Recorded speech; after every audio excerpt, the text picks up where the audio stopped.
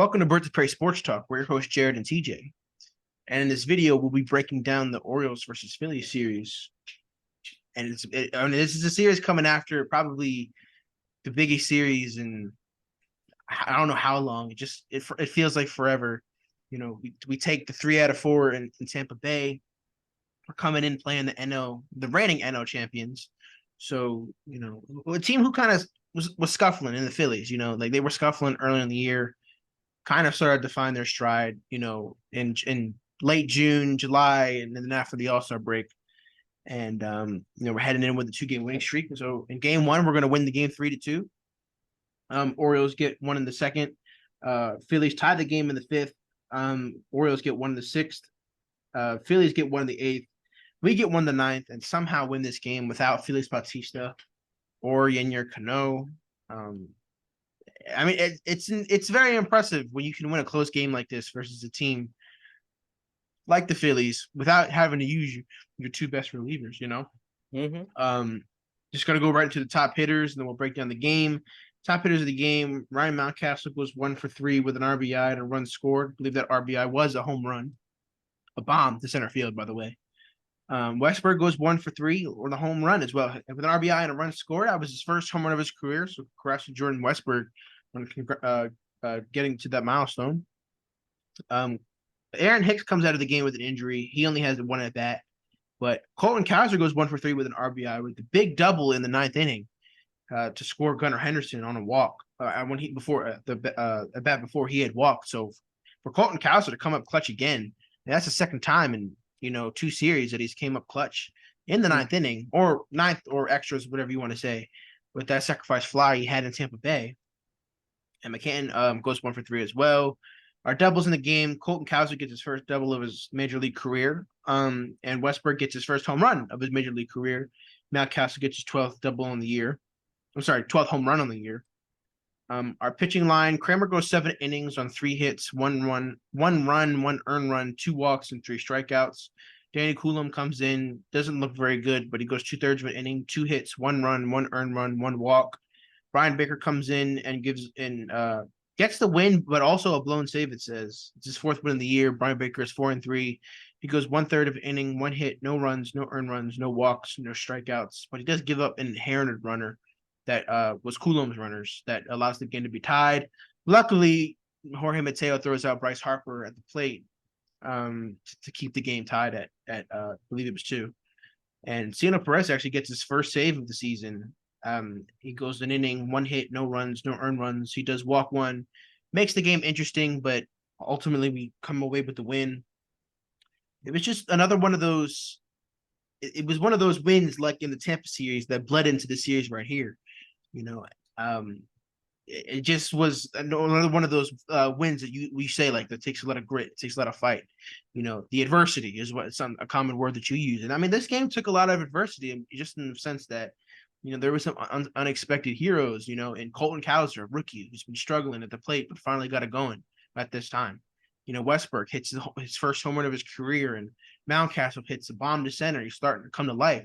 And then on top of that, the adversity to deal with the bullpen, you don't have your best relievers. You don't have Cano.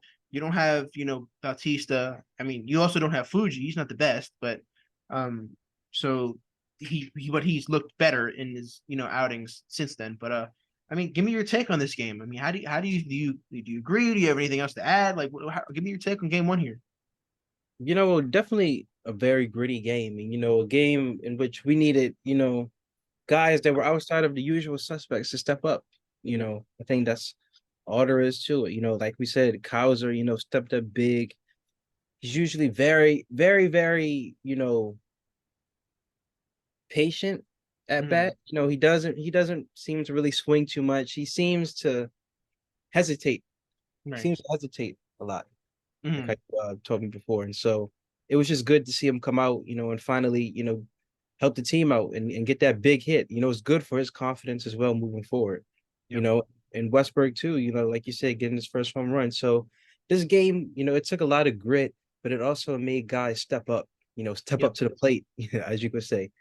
So it was a great win. It was good to see. This is a win that builds character, and a win that, helps the team moving forward. Yep. And literally and figuratively. So yeah. yeah, I wholeheartedly agree. There's just a lot of factors that are going against you from the fact that you're on the road, you're playing the NL champions, players get hurt in Mateo, and I believe Gunnar gets hurt as well. And Aaron Hicks, who we don't need to have hurt because Mullins is out. And then you don't have your best relievers. It's just so much going against you, and you still win. I mean, that just proves how real this team is, in my opinion. A lot of people probably have their doubts, but I mean, Right. And I think they continuously prove why they're here to stay. Go ahead. I mean, also, we're going against a team that's a gritty team. I mean, Philadelphia, all of Philadelphia's teams are tough and gritty. That's a city built on grit. You Right. know, Philadelphia kind of reminds me of Baltimore in a way. And they got guys like Bryce Harper on that team. They're a pretty good team. So, Right. this win, took took a lot out of us to get, and I'm proud that we started off the series on the right track. Yep. Me too. I don't know how we haven't really done well against NL opponents on the road. So just to start off with a win, it was just huge. Yeah. Well, unfortunately for game two, we do wind up losing 4-3, which game that we had in the bag, in the ninth. Mm-hmm. Just gonna do not play by play, but inning by inning here. Orioles get one in the second, one in the third. Philly gets one back in the third. Philly ties the game in the sixth. We take the lead in the eighth, and Philadelphia eventually walks it off in the ninth with 2 runs in the ninth. Orioles get 3 runs on 8 hits, no errors. Philly gets 4 runs on 8 hits and no errors. I actually meant to do that for the last game. So I'm gonna go back to the last game for a second. Orioles get 3 runs on 5 hits, no errors. Philly gets 2 runs on 7 hits and no errors. That was game one. So I just did that for game two. I forgot to do that for game one. But our top hitters of the day, Adley Rutschman goes 1 for 5. Trying to pick out. Hearn goes 1 for 4 with an RBI and a run scored. Mountcastle goes 2 for 2 with an RBI with two runs scored and 2 walks. So you don't see that from Mountcastle that often. So that's good to see. He had vertigo, so he probably couldn't see the ball very well. So it's encouraging to have him, walk, because that means that he's seeing the ball better.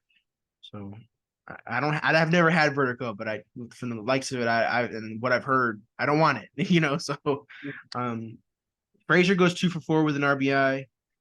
Hayes goes 1 for 4 with an RBI as well. Our doubles in the game, Santander gets his 26th. Hayes gets his 25th. Frazier gets his 14th. And our Hearn gets the clutch homer in the ninth that ultimately didn't matter. I'm sorry, in the eighth that ultimately didn't matter. His ninth homer of the year. Kyle Gibson goes 6. He goes 4 hits, 2 runs, 2 earned runs, no walks, and 5 strikeouts. He does give up a home run. Shintaro Fujinami goes 2 innings, no hits, no runs, no earned runs, no walks, and 3 strikeouts. Yennier Cano gets the loss, his second loss of the year, and the blown save, his 5th blown save of the season. He goes 2/3 of an inning, 4 hits, 2 runs, 2 earned runs, no walks, 1 strikeout. Pitching totals 8 2/3, 8 hits, 4 runs, 4 earned runs, no walks, 9 strikeouts, and only a home run given up. I mean, it was just one of those heartbreaking losses on the road. I mean, it's going to happen at least once to you in the season. You're going to have those games where you're on the road and you're winning by maybe 1 or 2, and the home team just comes out. And I mean, how many wins have you had like that this year? Or we're down the ninth, or we tie the game in the 6th or 7th, and then wind up winning it in the ninth. How many times have we did that to teams this year? So it didn't seem like that was happening to us often, Right. Maybe like the Judge game, early in the year. I can't really think of many times we've been walked off this season. Can you? Maybe Red Sox game, Oh, the no, second game of the actually, year. yeah, not too many times. No, honestly, not. I know the Red Sox game earlier in the year. The Braves, they walked us off. I can't think. The White Sox walked us off too. Want to see the Royals did? No, we got our butts handed to us in the second Royals game. But anyway, not the point. It was just one of those heartbreaking games. I mean, I don't know. It's just Cano is starting to become more unreliable than how he was early on in the year. I mean, he comes out zeros across the board, and now his July was just terrible. I mean, he doesn't look like the same guy he was earlier in the year. Are you getting to the point where it's like maybe we gotta throw this guy out of the 8th inning role and more of like a guy who comes out when the starter comes out, so that he starts a clean slate and he's not coming in clutch situations. I would like, I would like to see him, coming in when a starter comes out, instead of the 8 inning role, that he's used to being in right now. Maybe we can reserve that 8 inning role, for Bautista, more so Bautista, and he'll close out the game, and then Cano can be a reliever, just like how you suggested. I think that would be good for him. Maybe get his confidence back up, give him more chances, to not necessarily be in critical game situations, but to sort of, carry over a game, allow him to work with the lineup, whether it's the heart of the lineup or the top of the lineup or the end, just allow him to fully work with the whole lineup and see what he can do across maybe like, 3 innings. Mm-hmm. You know what I'm saying? And then, Bautista will finish it off. I think that'll be a good spot for him. Because necessarily, I don't. You mean like pitching 3 innings? Like, Yes, yes, go ahead. yeah, What are you saying? yeah. Oh, I still think that he's still got a lot in the gas tank. I don't think it's time to write him off, too far just yet.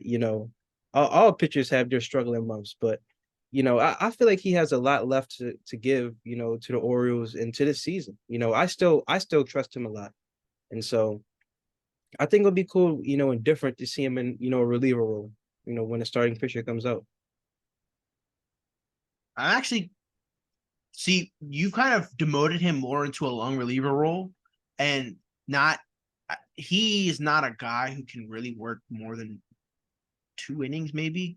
So maybe more of a middle relief than a setup man, because I mean, you want your setup man to be dominant. You want your guy to, be coming in the eighth and just wipe the wipe three guys out. Just don't mess around and make it easier for the closer. So and we don't need Bautista coming into the eighth either, because I mean he's going to be tanked before the postseason comes in. I mean, having Bautista pitch 2 innings is just going to be, how do I say it with the race pitchers? It's like the freaking slow cooked meat. It's just bones are just this freaking muscles are just gonna fall off the freaking bone.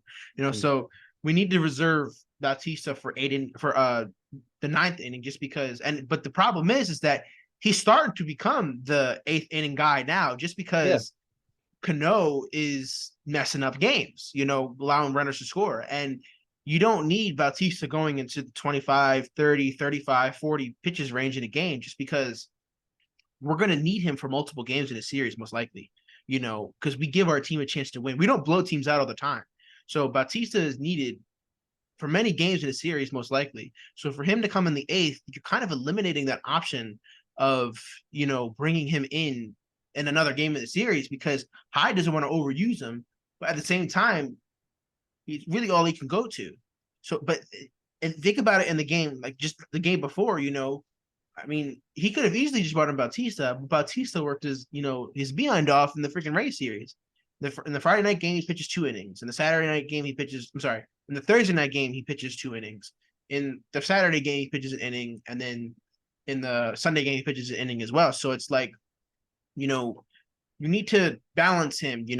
Yeah, sometimes he can come in for 2 innings, but we can't have that be a permanent thing, just because we need a guy who's going to be in the ninth, and a lot of our guys aren't reliable enough to be there. Unfortunately, Bautista really is the only one you would, if he could do it, you should do it. But I don't think that that's the best idea, just because we don't need him getting fatigued, because if he gets fatigued, our bullpen it's not looking very good. right. So Let me ask you this. So, let me just kind of, short debate with you here. So you say that Cano is the type of pitcher that really can't go past 2 innings, or you shouldn't have you him go shouldn't, past. yeah, you shouldn't have him. Like, if he goes past 2 innings, that's a miracle. But Well, you can tell, like, how do I say it? Like, you can tell he's more of a 1 inning guy. That's why he's put in the eighth inning role. So that's why I would want him to come out when a starter, if let's say the starter goes six, you want him in the seventh, you have somebody in the eighth, like maybe like Fuji or somebody, maybe Perez gets it together. I don't know. And then you got Bautista in the ninth. I mean, well, let's just be for real.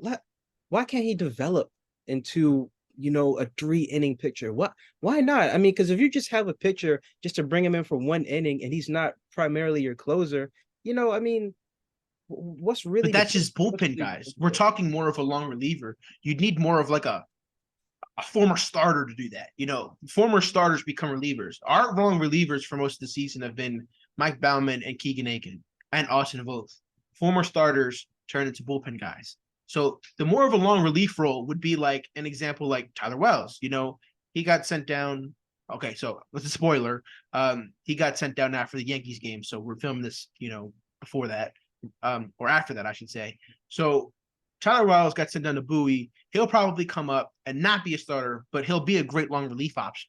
Same thing with Means. With Means, they're not going to throw him out there and, you're a starter now. Congratulations. You came off Tommy John. No, they're going to throw him in maybe a long relief role, maybe middle relief. It depends.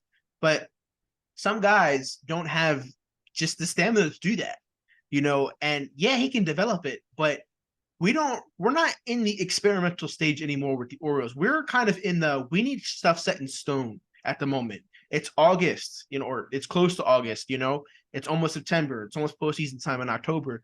We don't really need to be experimenting with guys. Now, Cano can work on the offseason to become something like that. Maybe, possibly, but that's probably not something they're going to go for because, I mean, we've seen his progression throughout the season. He just seems kind of tanked already. And he's not a 3 inning guy or whatever, long reliever. He's already kind of been overused and tanked. Just imagine if we threw him out there for 2, 3, 4 innings because we needed a long reliever to go in for multiple innings. He probably would have been tanked in 2 weeks.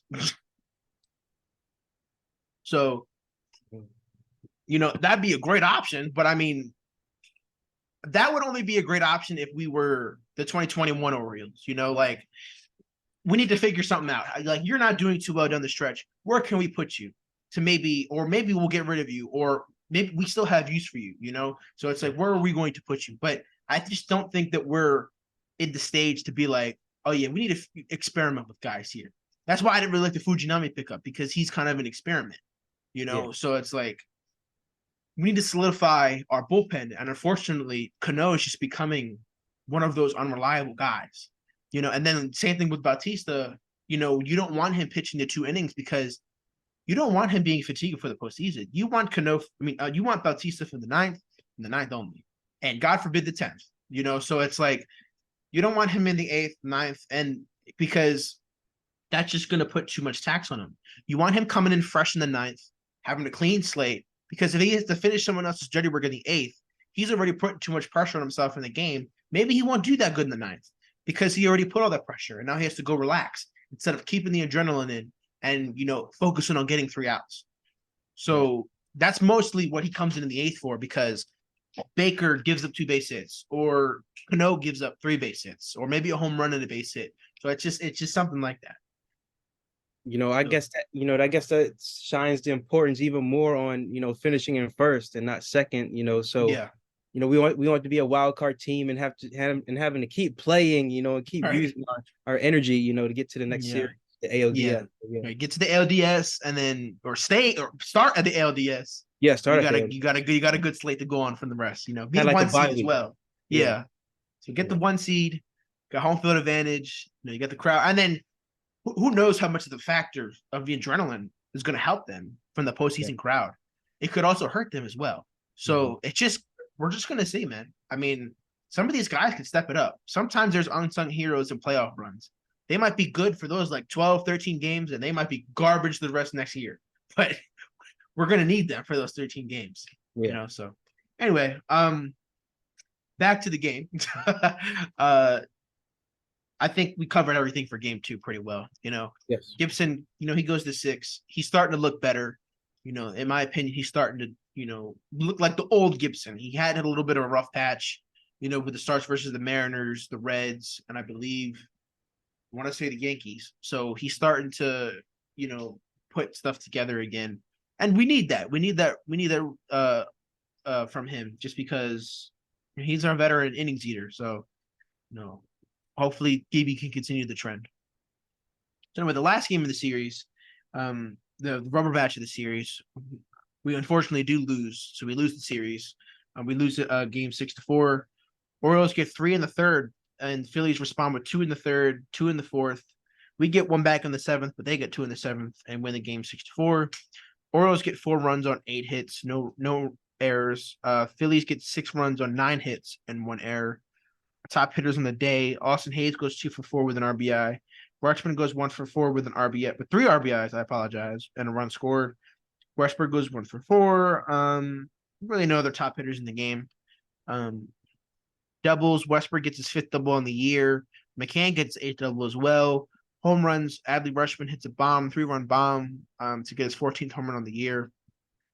Our pitching line: Kyle Bradish goes 6 2/3, 7 hits, 5 runs, 5 earned runs, 2 walks, 3 strikeouts, and a home run given up. He gets the loss. He is 6-6 on the year. Cena Perez doesn't even record an out. He goes no innings, 1 hit, 1 run, 1 earned run, 1 walk.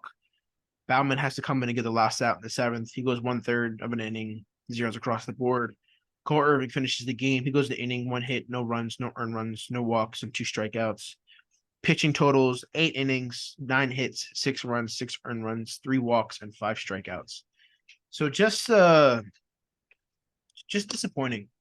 The offense gets the lead early, and then Bradish gives it up right quick. I mean, it's just not ideal. You want to go out and you want to take the lead early like that, like 3-0, and then you want Bradish to shut the door down. And he's been great at that this year. He just didn't have his stuff today.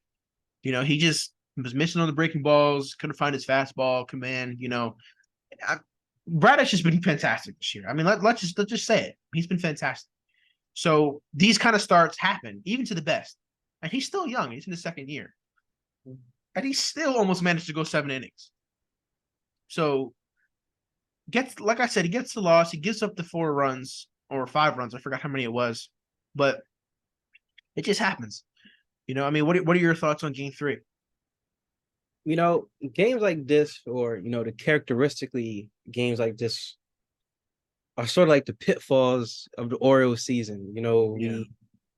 We score runs, but then we allow them right back, and kind of like in bunches. And it's hard to win games, especially against competitive teams like the Phillies, Right. when you do that. And Bradish has been amazing this season. And he is a young pitcher. His future is bright with us. Yep. These are just the pitfalls of the season, and thankfully there's a lot of time left into the postseason. We can get these things patched up and fixed up, but can't have pitfalls like this, Right. going against the Rays or the Rangers or the Astros. Even the Phillies, if we happen to see the World Series, too much power, too much danger. So, Yep. better now than later. Right. Yeah. Yeah, we needed That's this just in this series, not versus the Rays, like you said. Yeah. So it's just Yeah. glad that this kind of got it out of our system before one of the I biggest mean, series of the year versus the Yankees. and we didn't necessarily play bad in this series. It's just a couple plays that could have went our way, and just didn't. Kind of like the Brave series. So, Uh-huh. you learn, you lose and you learn. And honestly, I'm sorry, I'm just trying to figure this out. But I agree, I mean, we had a game slip through our hands. Not ideal, but I mean, it happens, especially when you're playing a team like this, like you said, that has a lot of grit. So just gotta chalk it up, and you gotta get ready for the next series. You got a day off, get some rest. You gotta play the Yankees, and you gotta win 2 to win the season series. So it's gonna be important to see what happens there. And another factor is, I mean, the Phillies, I mean, they're in second place. I mean, they're fighting for a wild card, spot along with the other teams. So, I'm not necessarily saying we're comfortable, but we're in a more comfortable position than these other teams that are constantly fighting. So of course they're gonna have more grit. We gotta outgrit them. Us being a leader, we still should have more grit. So just a learning experience, and a good thing to move forward with. Right. And we battled. I mean, it's not like we got blown out in any game. We were always in every game. So and that's the important thing. So unfortunately, in this series, we do get our 40th loss. At the end of the series, we wind up 62-40. The Phillies wind up 55-47. Just gotta win the series versus the Yankees, and then take care of business versus the Blue Jays after that. Just got to see. So, got anything left to say? So we covered everything. Well, that'll be a recap versus the Orioles versus Phillies. Don't forget to like, subscribe, and share. Share on TikTok, Instagram, wherever you can. Make sure to subscribe to our second channel, Casual Cinema, and link will be in the bio. My voice almost gave out there. Anyway, we're Birds of Prey and we're out. We're out.